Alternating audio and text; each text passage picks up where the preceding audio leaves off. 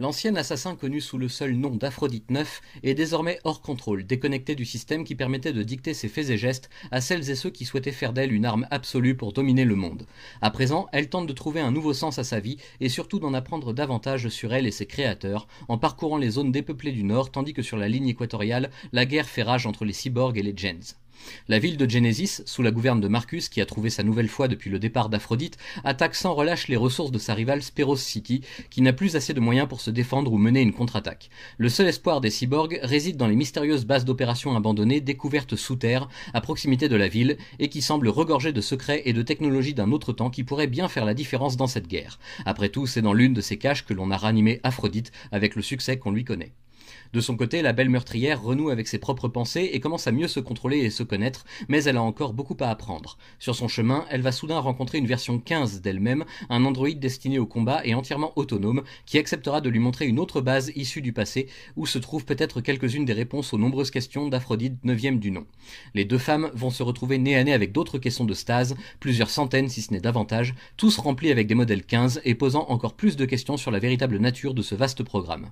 Mais la priorité pour le moment, c'est de retrouver et de neutraliser Birch, le seul homme encore capable de contrôler le système neural d'Aphrodite 9 si jamais elle venait à se reconnecter au réseau qu'ils partagent. Avant que cela n'arrive, il faut impérativement que Birch soit hors d'état de nuire, sinon Aphrodite risque de perdre une fois de plus sa liberté d'action et ça, il en est hors de question pour elle. S'infiltrant avec l'aide de 15 dans Speros City, la tueuse va causer bien des remous mais réussir néanmoins à remonter jusqu'au plus haut sommet du gouvernement en place, confrontant l'exécutrice Jezebel pour lui soutirer toutes les informations concernant Birch et sa localisation exacte. Ce dernier est d'ailleurs en train pour sa part de faire une découverte étonnante dans l'une des bases souterraines. Toute une armée de machines à tuer masculines, nom de code Ares 15.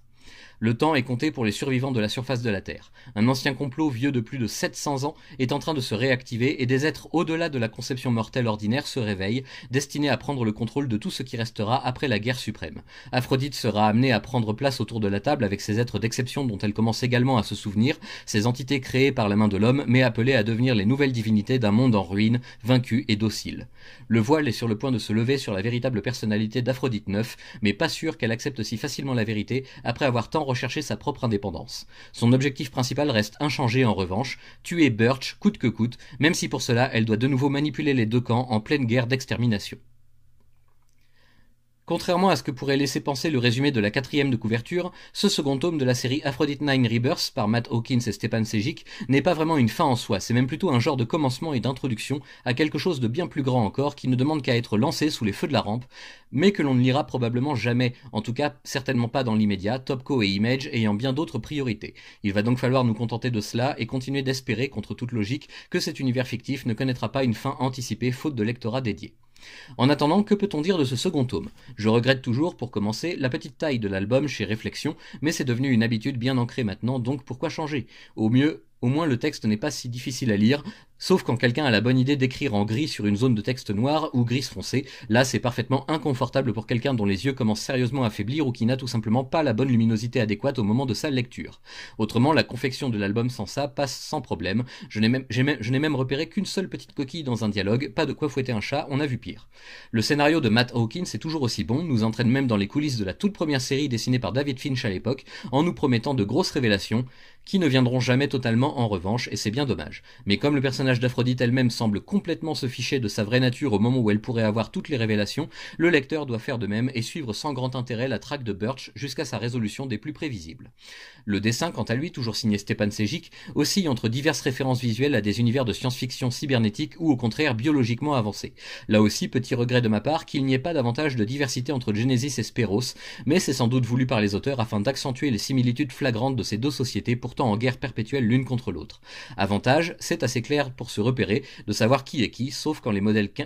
9 se mélangent aux apparitions des modèles 15 identiques physiquement. Heureusement, il existe tout de même quelques subtiles différences qui permettent de garder tout ça au clair assez longtemps pour que le récit atteigne sa conclusion, ou devrais-je dire la fin de son introduction, c'est comme vous le sentez. Aphrodite 9 est une bonne série, pas forcément excellente non plus, et peut-être encore un peu trop nébuleuse pour pouvoir plaire à un large public, et je reste pour ma part convaincu qu'il y a beaucoup d'autres intrigues à développer et à raconter pour qui voudrait s'y coller. Peut-être un jour futur, mais dans pas trop longtemps si possible, sinon j'ai bien peur que la série et ses personnages ne tombent tout simplement dans l'oubli et l'indifférence au beau milieu de tout le reste de la production comics US.